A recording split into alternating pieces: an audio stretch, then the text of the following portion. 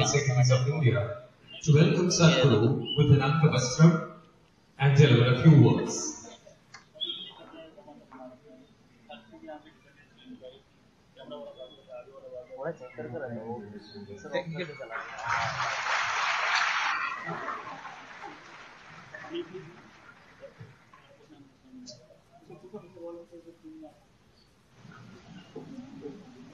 नहीं इधर तक तो आ रहा है, इधर से लाइव नहीं हो रहा। Okay Namaskaram and friends, welcome you all to God's own land, the state of Kerala. Friends, our English are the same. Satyam Bala, Dharmam Chara, Swadhyayana Mahamadavar, Matra Devu Bhava, Mitra Devu Bhava, Acharya Devu Bhava, Achit Devu Bhava. What it means? Speak the truth, abide by the law. This is what our motto is. Friends, never idle in your studies. Know your mother to be like a know your father to be like a God. Know your teacher to be like a God. Know your guest to be like a God. Friends, today we have the physical form of divine power, the physical form of divine Guru, or I may say, Dev himself come to grace our occasion as his Friends, on behalf of all the members of the Institute of Company Secretaries of India, all the students of my institute, and all other stakeholders, friends, I am honored to welcome the true sadhu, yogi, visionary, mystic, and the friends, the list is very long to define Honorable Sadhguru. So friends, please give him a big round of applause and welcome him. In the opening plenary of Golden Jubilee National Convention of Company Secretaries on the theme Company Secretary Shaping New India 2022 through good governance. Friends, at this occasion, my special thanks to our past President, Madam Priti Malhotra, my mentor, I say, for supporting this convention and making the presence of divine power.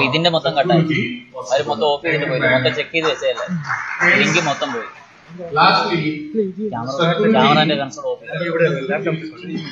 to know that our institute, our members, our students, we are supporting the green initiatives. We have we launched many initiatives to save water, to respect the nature, and following the same, this national convention, we are following the Green Protocol guidelines, and the entire national convention is dedicated on the Green Protocol. So friends, once again, with these words, I am thankful to Honorable Sadhguru, and on behalf of all the fraternity, I would like to welcome. Thank you so much, sir, for your benign presence. Thank you, sir.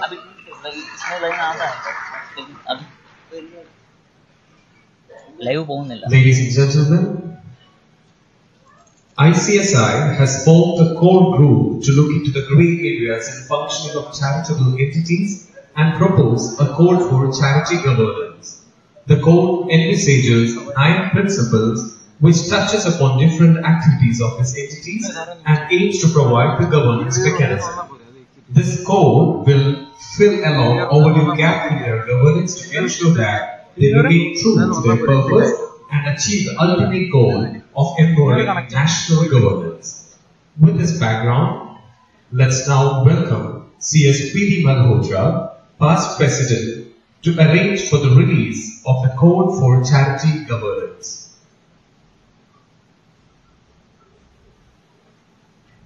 Ladies and gentlemen, let's have a huge round of applause.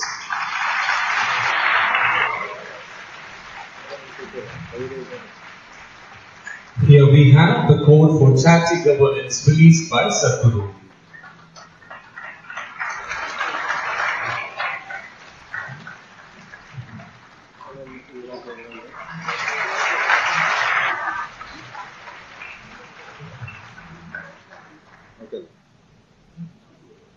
Thank you, madam. Thank you, Sadhguruji.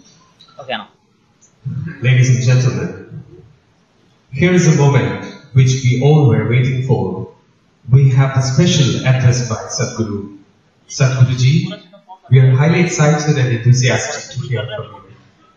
हाँ remotely है. Thank you. We are doing from remote. Remote से out कर रहे हैं.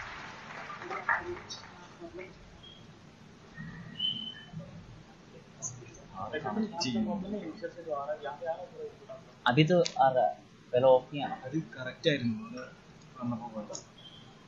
चल रहा था वो लोग ऑफ किए बोल के इधर इंटरप्ट चल रहा है तो सब वो चेक करके चल रहा है इधर आ गया इसमें से जाना चाहिए हाँ इधर आ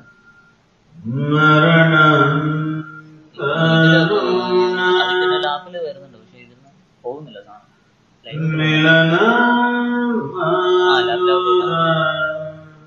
ഇല്ല ഇല്ല കണക്ഷൻ ഒക്കെ ഓക്കെയാണ് കണക്ഷൻ ഓക്കെ അല്ലേ കണക്ഷൻ ഓക്കെയാണ്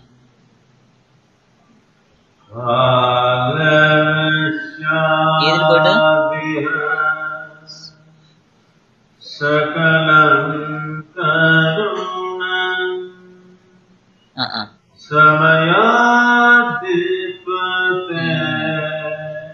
സ്പീഡ് ഒന്ന് ചെക്ക് ചെയ്യാൻ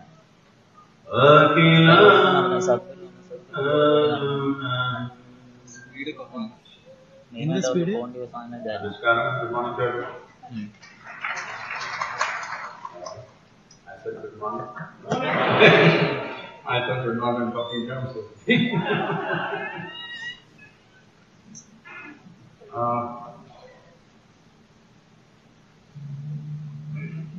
for a nation which is on the threshold of a major economic possibility. 20 A nation 20 Mbps. which Upload 20 or download 20? ago was the most vibrant economy on the planet, അതിനോട്ട് അവിടെ ചെയ്യുവാണോ अभी इसका भी निकाल जाऊँ कहीं share होगा बोल के where just the whole world wanted to come here. ഞാൻ അതിനോട്ട് അല്ല വിളിച്ചത് ഞാൻ എന്റെ ഐതറിനെ വിളിച്ചത് I don't want to go into the reasons why it became the way it കണക്ക് became. Monitor volume It definitely became one of Monitor. the poorest countries on the planet. Monitor Still we are among the most malnourished countries on the planet. 60% of India's population is, even the skeletal system is not going full size. We have the highest number of malnourished children in the world, but we are on the threshold of a major economic unfolding. I am using the word unfolding because a nation of immense talent did not find the kind of success it should have found for large-scale operations. It's only now we are getting into that mode because in 1947, when we got independence, we were left without any businesses, without industry, without infrastructure, without education. Hello And above all, the nation was broken into three pieces. Over 500,000 people killed, over 6 million people migrating, an enormous stress for the nation without any infrastructure. And the average life expectancy of an Indian was 28 years in 1947. In these 70 years, today the average life expectancy is 66, which is a phenomenal achievement for any nation. So first 50 years, we went into a survival mode. We did whatever we did to somehow survive and keep it going. Well, survive we did. A lot of pain, of course. But we did survive as a nation. Many nations which got independence about the same time have become, not so much of nations. They are broken down in many ways. But this nation, with all its complexities, with tremendous sense of diversity, we have still survived. And first 50 years went into this survival mode. The last 20 years have been developmental mode. Now we are on the threshold of a major possibility. People always ask me, Sadhguru, when will India become a superpower? I keep telling them, I don't want India to be a superpower. That is not the ethos of this nation. We don't want to be a power over anybody. We just want to be super. Hello? We want India to be super, not a superpower. Because that has never been the culture of this nation. This big camera recording it will be on the website immediately. അതവര് കണ്ടതാണ്, അവര് തന്നെയാണ് വന്നിട്ട് കൺസോളിൽ ആരും പറഞ്ഞത്. അതവര് കണ്ടതാണ്, അവർക്ക് മനസ്സിലാവുന്നുണ്ട്. പക്ഷെ അവർക്ക് ഇത് പോയി ചേട്ടാ ചോദിച്ചോണ്ടിരിക്കും. For thousands of years, this has been a nation and a culture where wisdom means people look east. It's not a new thing. Wherever, if people need an inner guidance, they look east. When economic well-being is done with in the world, let's say in another 25 years or 50 years, largely all the populations on the planet find their necessary economic well-being. Economic well-being does not mean imitating United States of America. It means that everybody is well-fed, everybody is able to find their full potential in their life, and they're living peacefully and joyfully within themselves and around themselves. This is all a human being has to look for. And the peaks of human well-being should come from within. If you try to achieve the peaks outside, we will rip the planet apart, which we are doing already in a big way. So now we are at the threshold of this economic possibility in this country, and it is very important not for this nation and the people of this nation, but for the world. For the rest of the world, it is very important that when the unfolding of India's economy happens, because the talent has always been there, the intellect has always been there, the capability has always been there, it's lack of systems and leadership which has not allowed it to happen. For the first time, we have put those systems into place, and we have determined leadership which wants to take it there, and Bharat is beginning to beat in people's hearts once again. Because it's important. A nation is not some God-given thing. It is just an idea. It's an idea that we enshrine in our hearts and make it a sacred process. It's our making. People keep asking me, Sadhguru, all this emotion about nation is needed. Should we really stand up for our national anthem? These questions are asked. What I am asking you is, a family of 4 people if you are, can you make an antiseptic family without investing your emotion? Can your wife, your husband, your children, will they stay with you, I am asking? Hello? Without investing your emotions, can you build a family? Then how can you build a nation? How can you build a nation if you do not invest your emotions? Now, today, even today, it's happening that there are soldiers who are standing on the border, that they have enough emotion that they're willing to die for this idea of a nation. If there is no emotion, how do you create a nation? Human beings, when the making of a human being, nationhood is very much in the making of a human being, emotion is very much a part of who we are.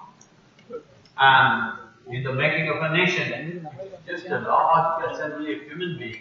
Emotion is still very much a part of that. If there is no emotion, you can't really create nations. Now, all of you, this particular profession, which has to play, I don't know to what extent your roles have been made use of till now, but a time has come when the necessary systems become very important. Not just individual enterprise, not just individual genius which flower here and there, to build a business system into the country where every kind of person can prosper, where every kind of person can operate, where there are not too many surprises on a daily basis, that it takes a genius to handle these things. That's your job, to create systems of compliance where just about anybody who reads this book knows how to run a business in this country.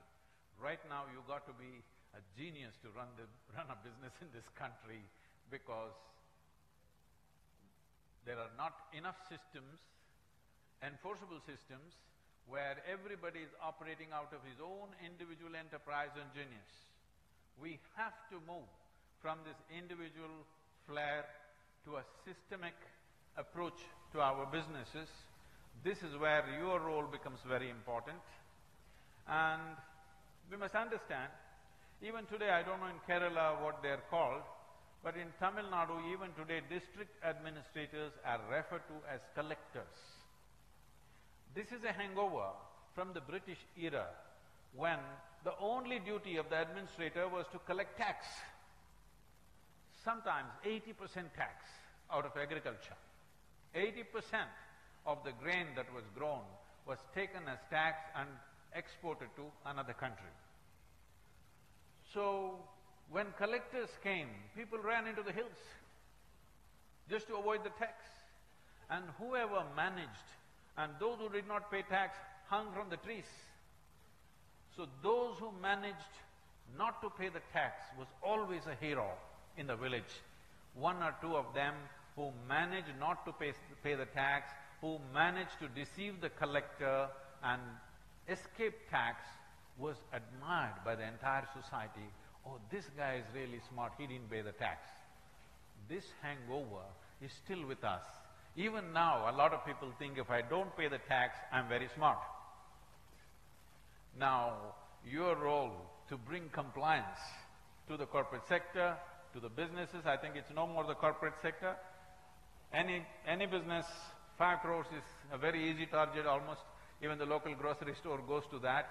So almost everybody needs to have a company secretary. He's looking at the success of the profession. I'm looking at the success of the nation.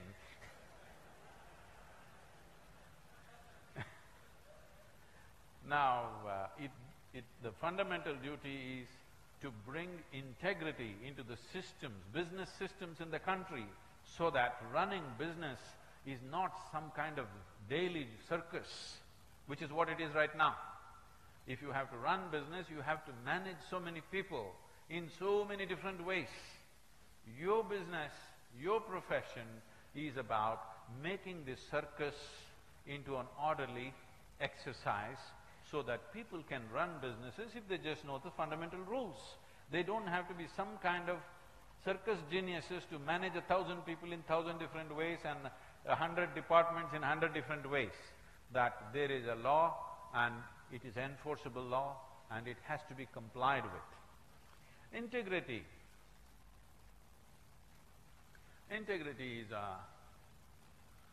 I've been meeting a whole lot of people. It's not that people were asking me, Sadhguru, why has India become so corrupt? I said, there's no corruption in India. Corruption means that you want a favor, you want to curry favor from somebody, so under the table you do something. That's not how it's happening. Somebody is demanding, this is the percentage, this is mandatory, this is not corruption.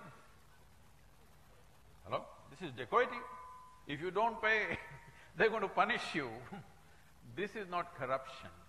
So to change the system into a place which works smoothly, if those who are complying by the rules are not tortured on a daily basis, to bring this, you as company secretaries have a very significant role to bring that sense of integrity, that those who are willing to follow the rules, for them there is no harassment, but those who don't follow the rules have to pay the price in some way. But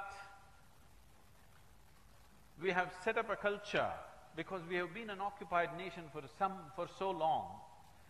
For so long we have been an occupied nation, we've always been thinking how to escape the rules.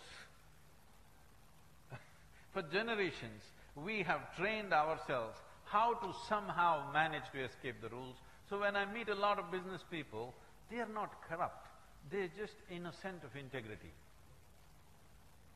They have no such idea what it is to have integrity. You okay if I make a joke about you? You're so serious, huh? He was clapping, your profession is doing great right now, you shouldn't be so serious. This happened. I'll change the profession a bit. You can make your own conclusions. A lawyer did some service to an old lady who was blind of vision. And then she asked, what's the fee? He said, 2,000 rupees. Then the lady put her hand in her wallet and pulled out 2,000 rupees and gave it to him. He thanked her. And when he took it, he did this, then he found there were 2 notes of 2,000 rupees. She was blind and she gave this. Then he had a moral dilemma. He struggled within himself. What to do with this 2 notes? Should I tell my partner or not? You're not getting anything.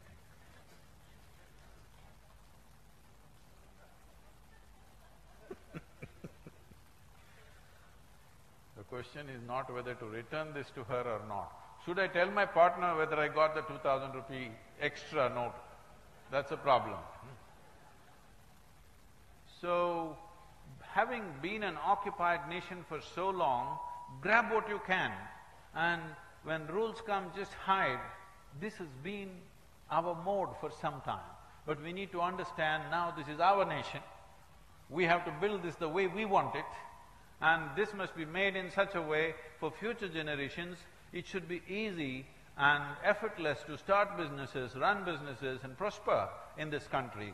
So for that, everybody has to follow rules.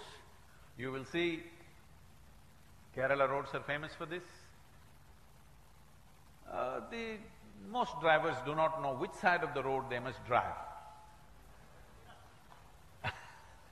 So what is a 10-minute journey may become a 30-minute journey, but we are such driving geniuses that we somehow find our way. Our business is also going like this, somehow we have to find our way. So, in a way, company secretaries are the traffic policemen who will gently enforce so that everybody drives on the left side of the street and we get to our destinations with ease and without risk. That is the important thing, that we will get there quickly, easily, without risking ourselves too much, without too much stress about just reaching a simple destination. Economic well-being is not such a complex thing. It is just survival, little extended survival. When every creature, a worm, an insect, a bird, an animal and a tree are able to survive with such a big brain, don't we know how to survive? We know how to survive, we're just complicating it too much. So, in many ways, your role is going to be very crucial in the unfolding of the economic possibility. It is inevitable that this will unfold. It is just that, will we make it easy for ourselves or will we make it difficult for ourselves? In this ease of making business happen in this country, you have a significant role. I hope all of you will strive to create that possibility for this nation so that entrepreneurship will not be an impossible circus, that it will be something that our future generations will take to effortlessly and see success. I said there are lots of questions, so I'm limiting myself to this. If you have any kind of question, please, let's get into that.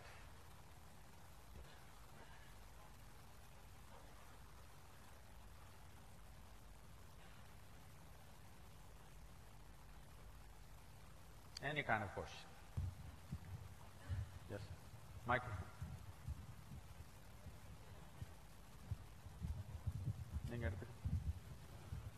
Sadhguruji Pranam, with all efforts by leaders like you and Sent for creating the benefit for all section of society, not from today, from yesterday, 2 decades, 3 decades, 4 decades earlier. But still we feel it is not reaching to the lowest pyramid. With all clear intention by some of you, so what do we take? That they are to be destined because of their prarabdha, with all intentions by the system, but still we are not reaching. It doesn't mean that we should not make efforts, but still somewhere it is lacking. So what should we call?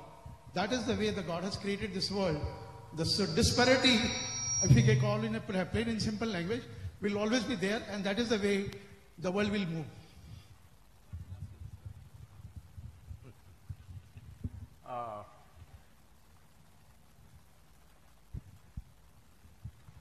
This is another hangover we have, that what used to be an active, living spiritual process, today largely lives just as jargon. Everybody knows these words: karma, maya, prarabdha, sanchita, mukti, moksha. These are common words in Indian lexicon. But it is not… these words are not uttered with the true meaning of what they are. Now you talked about prarabdha. Somebody is not doing well, is it his prarabdha? A nation is not doing well, is it its prarabdha? First of all, let's understand this.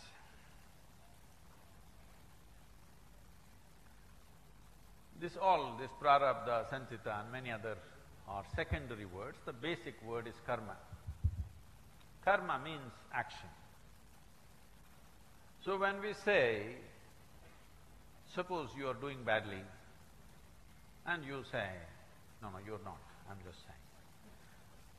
Suppose you're doing badly. Okay, let me say, suppose I'm doing badly. And if I say, oh, this is my karma, what this means is, this is my doing, my life.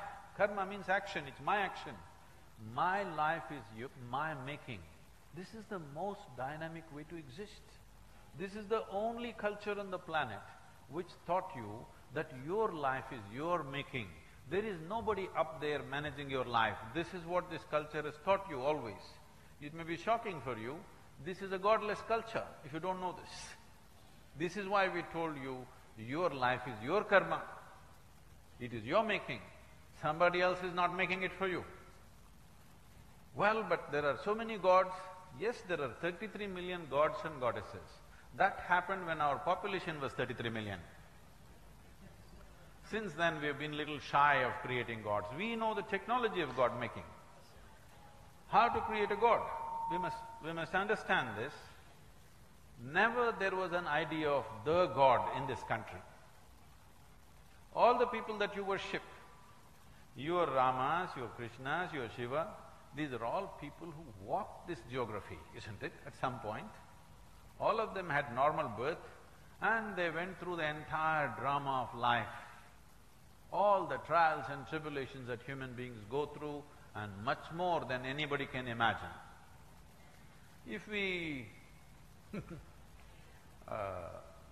we will take Rama as example, because even today he is having real estate issues.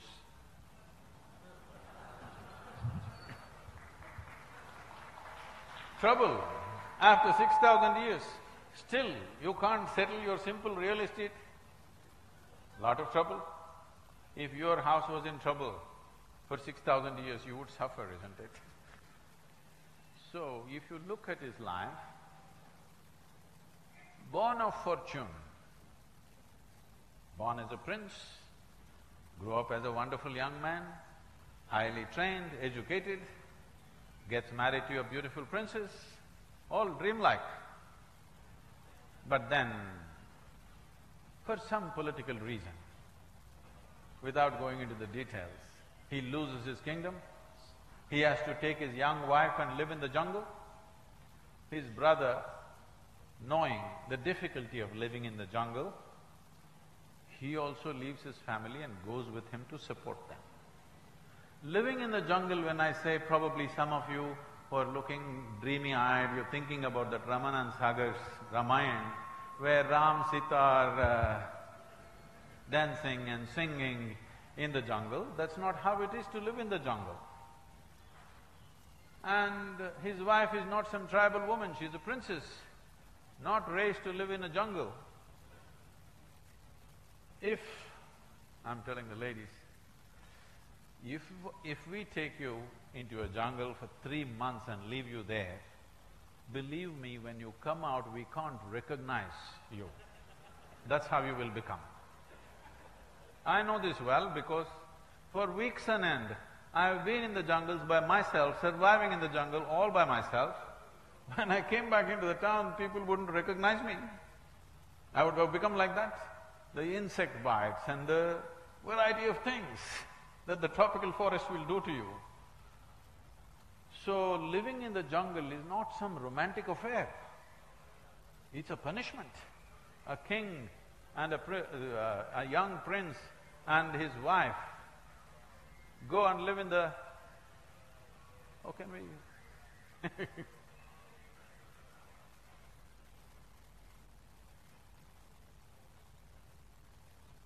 So he loses his kingdom and he's in the jungle. Then as if that was not enough, his wife gets kidnapped. Then they take her away to Sri Lanka. Since then it's been trouble, you know. And then from all the way from Ayodhya with his brother, he walks down. He's a king, he could have married another 4 wives and lived in Ayodhya, but he's not that kind. She matters to him. So he follows all the way, walks down full length, 2,500 kilometers to find his wife, fights a battle, burns down a beautiful city, kills a lot of people, loses one of his brothers, and his wife back and goes back. Just a little time he spends, the wife gets pregnant, then once again some political issue, he is forced to send his wife back into the jungle. Now no sonogram, he doesn't know whether she is bearing a boy or a girl. This is very important for a king. Having a son is very important in those days. Being a king, he has an empire to rule, but he does not know whether it's boy or girl or boys and girls.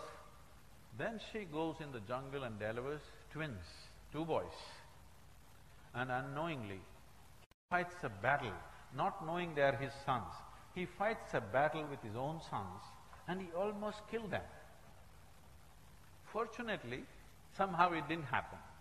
If anything really horrible has to happen in anybody's life, we killed our own children, knowingly or unknowingly. Isn't this the worst thing that you can do in your life? He almost did it.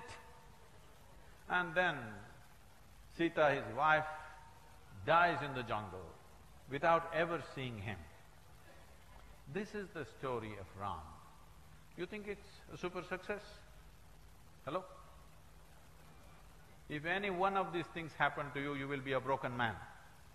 But we worship him because no matter what kind of drama happened, he stayed above it. He did not become an angry person, a bitter person, a hateful person.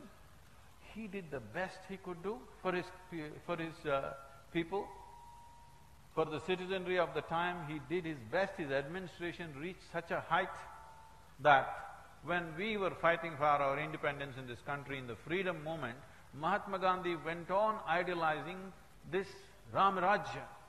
The best administered state is Ram Rajya. Once again we must create Ram Rajya. When all these tragedies after tragedies were happening in his life, he remained the greatest administrator that we can think of, and he remained absolutely equanimous and balanced. It is that we are worshipping. His life is a series of disasters, but we worship him because the man stayed above all that. So in this country, this is the only value that we kept as the highest thing. Because the highest thing in this country, in this culture, has always been mukti, moksha, which means freedom and liberation. God is not the highest thing, heaven is not the highest thing. Becoming free from the turmoils of life, is the highest thing. This is why we worship these people, not because they were super success. None of them were a super success in their life. Huge disasters happened in their life, isn't it? So, if a human being excels beyond what is considered normally human, then we called him a deva. Today it's very appropriate. Some people refer to Tendulkar, Sachin Tendulkar, as a cricketing god. He's a cricketing god. Because he excelled beyond what we thought was possible for anybody. Now we say he is godlike. So our idea of a deva was never the god. It is just when human beings crossed limitations and excelled in a way that people could not imagine possible, then we said he is a deva. Otherwise we told you, your life is your karma. That means your life is your making. What life throws at you is not always determined by you. Life can throw all kinds of things at you. But what you make out of it is 100% yours, isn't it? Hello? Many cultures always looked up for solutions. This culture always thought sky. This Upperwala looking came much later from outside. It's an imported idea that there is some manager sitting up there managing everything. I'm asking you, is this planet round or flat in Thiruvananthapuram? Hello? Because in Bangalore…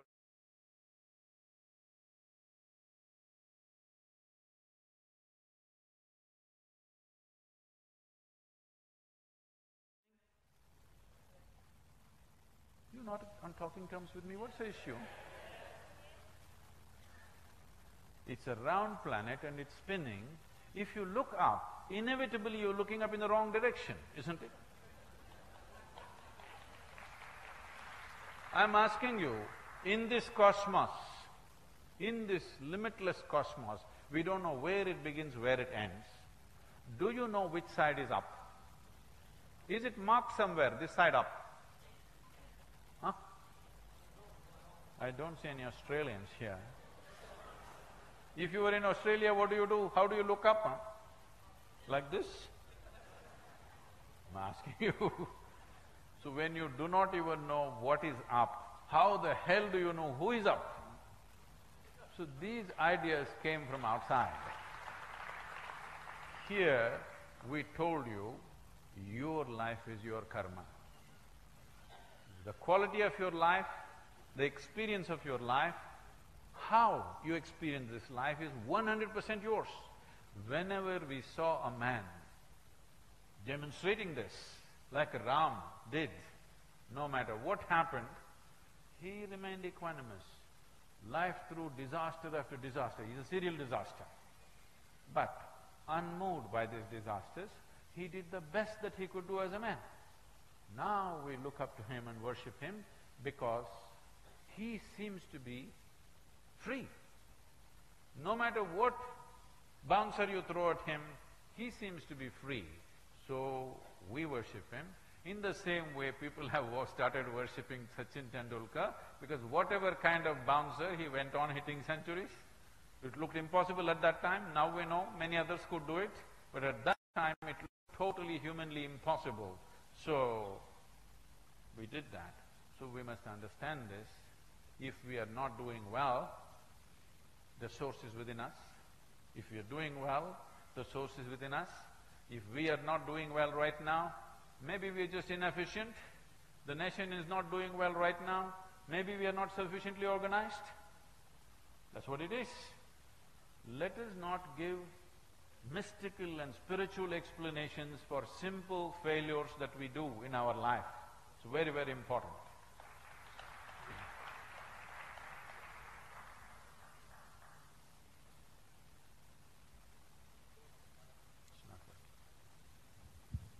Good afternoon, Sat- Guruji. Yeah. Sadhguru Pranam, my question to you is that we understand governance administratively, we understand governance politically, but how to understand governance spiritually and how to connect that to corporate governance? So, before we understand governance spiritually, first of all, let's clear the spirituality, what it means. Because the words on the planet is spirituality. Because the moment you say spirituality, people are going off into all kinds of hallucinatory stuff which has nothing to do with reality. Let me put this very technically for you. Technically, because technology is one thing that you cannot distort too much. Philosophy, poetry, music, myth, scripture, all these things can be hugely manipulated, isn't it? Technicalities are difficult to manipulate. If you manipulate, it doesn't work. It's as simple as that. So I will put this technically. Right now, your experience of life, how do you know that you're here right now? You know that you're here right now only because you can see, you can hear, you can smell, you can taste, and you can touch. Because of the sense organs. If these sense organs did not work for a moment, suddenly you will have no experience of what's around you. Let us say you just dozed off. That's not an instruction, I'm just saying. Let's say you dozed off. If you doze, some of your neighbors, they have no experience of me right now because they're little. First thing is I disappear, little more. Entire world disappears, little more. You also disappear, isn't it? Yes or no? See, the world is on full scale, I'm on, even you're on as a life, but in your experience it's all gone, simply because the five sense organs are not functioning for a little while. This is what sleep is. So if your sense perception is not there, you have no experience of life. What does sense organs mean? If the trekking people, if you can settle down, please, sir.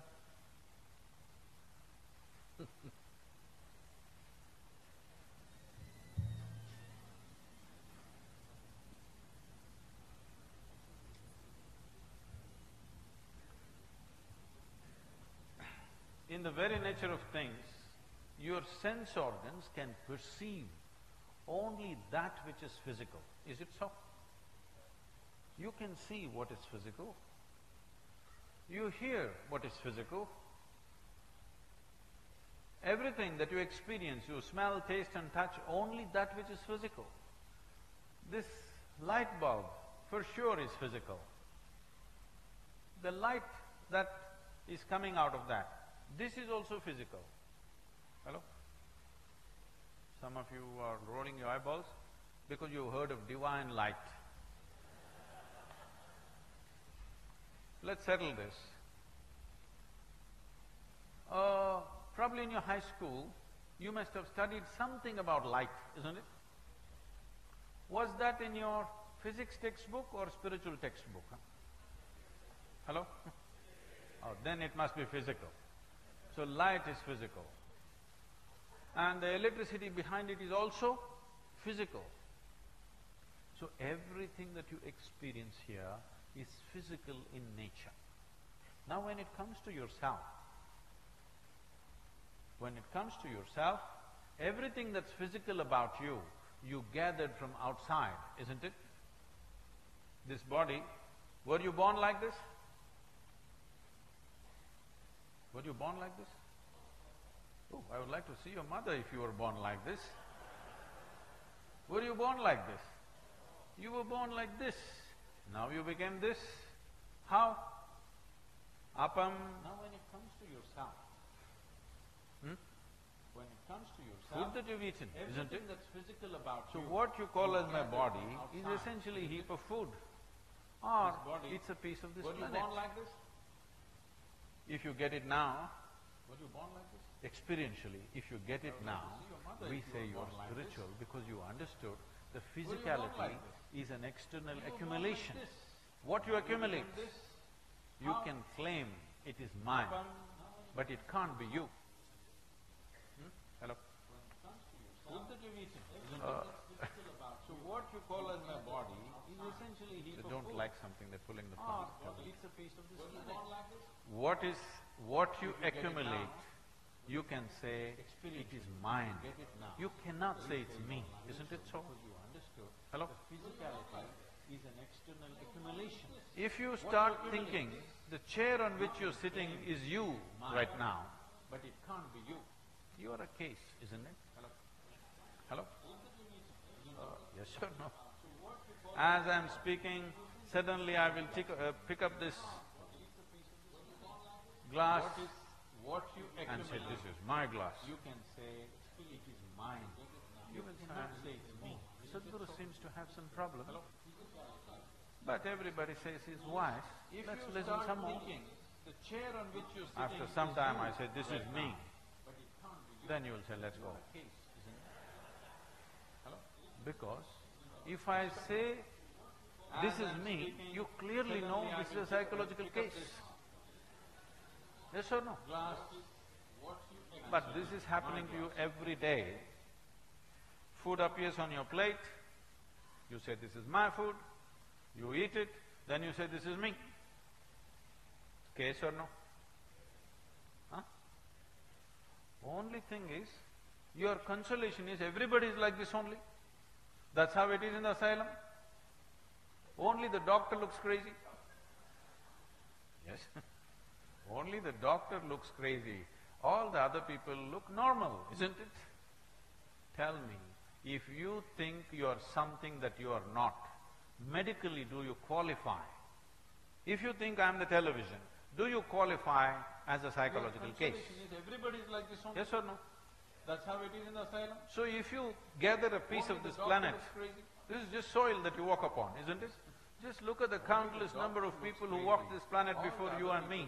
Where are they? They're all topsoil, isn't it? Tell me, if This you will also think become you are topsoil. something that you are not, One day you will get it medically anyway do you qualify? from the maggots. If you But think if I'm you the get it television, today, do you qualify experientially as if a you psychological realize case? what I have gathered is not me, So if then you gather a you piece have of this become planet, spiritual this is just because soil that you walk something upon. beyond physicality Look at has the come into your countless number of experience. people who walked this planet before you Not and as me. a thought, Where are they? not They're as an all emotion, topsoil. not as an idea, but as a reality, as a living reality. You are experiencing yourself beyond your body and beyond your psychological structure and physiological structures. So that is being spiritual. So how do I look at governance spiritually? Please don't do that. Beyond physicality has come into your experience. Governance of a nation, Not as we're an talking about a emotion, nation. not as an idea. Governance but of a as nation reality, or a company As a living reality. You are is essentially experiencing yourself about governing beyond your body, men and beyond material, your psychological human beings structure. and material things, so that they all function properly, so that they all function to the best. With minimum input, maximum output is our goal all the time, isn't it? Yes? We want to put little and take more, that is our effort. In this effort, don't bring any spirituality, just sensible operation is all that's needed. Spiritual process is to elevate you. Now, the one who governs, the person who governs, or the people who govern, if they are little elevated, will they govern better? Of course they will. Definitely they will, isn't it? See, all compulsions, when I say compulsions, somebody wants to steal money, somebody wants to exploit somebody wants to do something else. This is all coming from variety of compulsions. And there are only two kinds of compulsions, physical and psychological, isn't it so? Hello? There are only two kinds of compulsions, physical and of course the iPhone and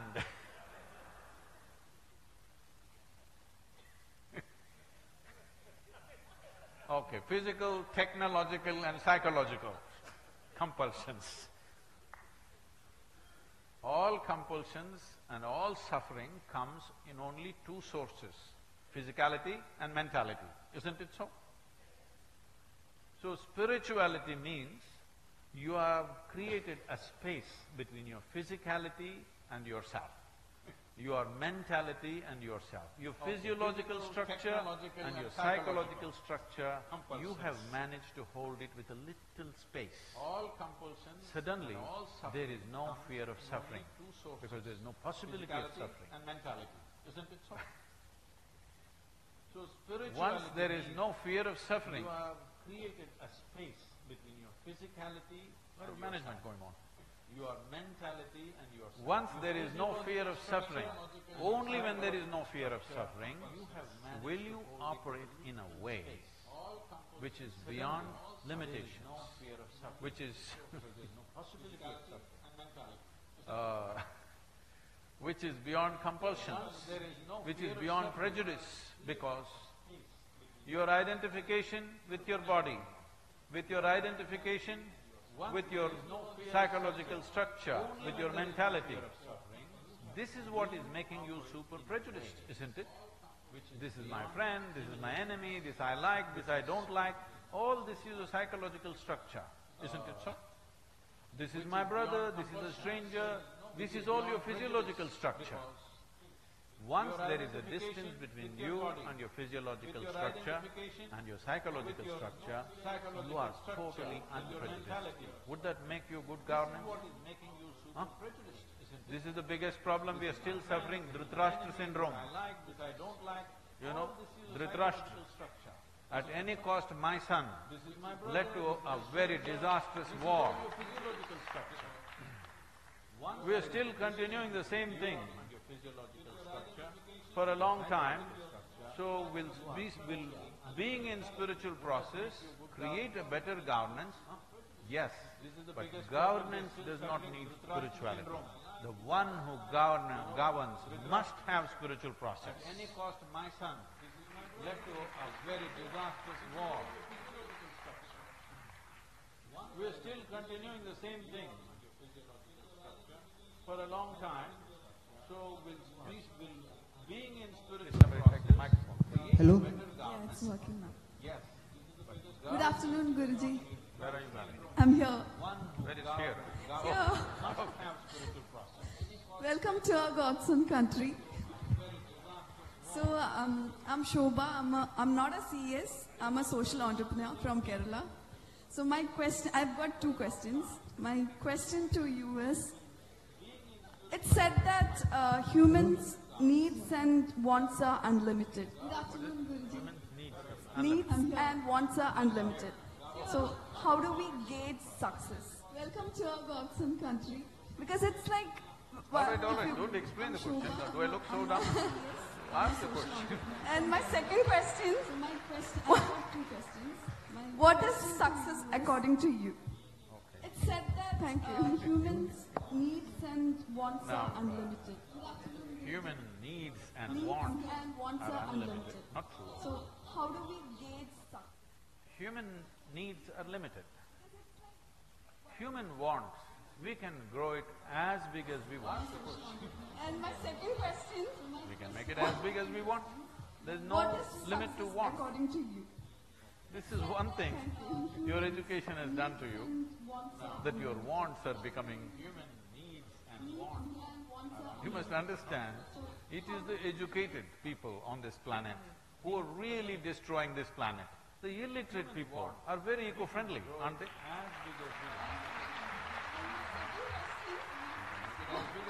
See, I am uneducated. So, That your wants are becoming… there's a it happened. You must understand, There is a gypsy. educated These days you don't see them anymore, the younger generation might not have seen.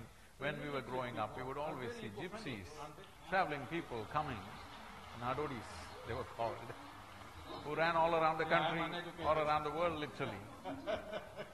So a gypsy man is scolding his son, "You fool, if you don't learn some jugglery and some knife throwing and learn how to live, I will put you into your school and make you an educated man, you will suffer of endless want." who ran all around the country, all around… Why this has happened? is just this. See, this is the nature of being human. Wherever you are right now, you want to be something more, isn't it? Huh? If that something more happens today, what? Something more. If that happens, what? Something more. So we can go on like this. Instead of going on like this, let's say I will make you, Shobha, I will make you the queen of this planet. Fulfilled? No. You want to be something more. Others? If I make you the king or queen of this planet, are you settled? Some of you are looking at me hopefully. What makes you think I'll commit such a blunder? If I make you the king or queen of this planet, you will look at the stars. If I give you one galaxy, you will look at the next galaxy. If I give you 2 galaxies, you will look at the next 100 galaxies, yes or no? Only because people are looking like this, you just have a job, all of you. What makes you think I'll commit such a blunder? Yes or no? Because people are looking for continuous expansion. So when this is the case, I think it's time we look at this. How much expansion will settle you for good? If I give you 2 galaxies, you will look at the next 100 galaxies, yes or no? 10 galaxies, will you settle? Only because people are looking like this, you just have a job. No. So how much expansion will settle you for good? Limitless expansion, boundless expansion you're looking for. So if you're looking for infinite expansion, what a fabulous desire. But the means that you're employing is miserable. If you want to expand infinitely, can you expand infinitely through physical means? So how much expansion will settle you for good? Because the fundamental of physicality, the very fundamental of physicality is a defined boundary. Without a defined boundary, there is no physical nature. Isn't it so? No defined boundary, no physical nature. So defined boundary is the basis of physicality. But through physical means, if you want to get to the infinite, it's like running on a treadmill. You get exercise, but you don't get anywhere. This is what is happening to people. They get exercise, lot of things seems to happen, but nothing has happened as a human being. People, when I see in the most affluent nations on the planet, when I'm at very large business summits, all I see is billionaire beggars. Still the same mentality, everything same struggles, same frustrations. Only thing is you have billions in your bank or in the stock or wherever else. But the fundamental nature is just the same thing. Nothing has happened at a great ecological cost. Human experience has not changed. This is because you can never fulfill or satisfy the longing to expand limitlessly by installments. You're trying to approach infinity in installments. Can you ever get to infinite nature in installments?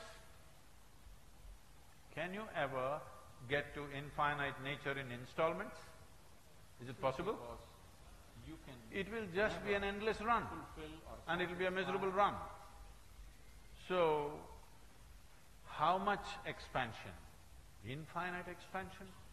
Obviously, you are not going to do it physically, either through the body or through the mind or through the activity in the world. It can only be done if you touch something within you which is beyond physical nature. You become boundless because that is the nature of that which is beyond physical. Physicality is the dimension of boundaries. The non-physical is a boundless nature. So if something boundless or infinite needs to happen to you, you need to touch that which is boundless within you. If you have touched that, there is total fulfillment. Does it mean to say, I won't do anything? No, now I'm not driven by anything. I will do whatever is needed. And if all of us were doing whatever is truly needed in this world, this would be a great place, isn't it? Huh? And if you make this a great place, this is success. If you make this also a great place, that is also success. Our idea of success is just this. Do you want your body to be pleasant? You must tell me. I'll bless you otherwise, those of you who don't say anything.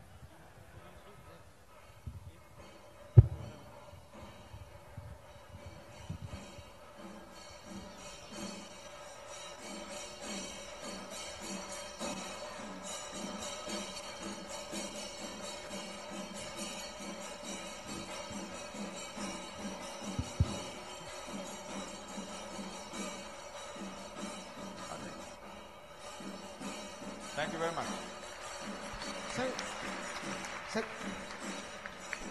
Sadhguru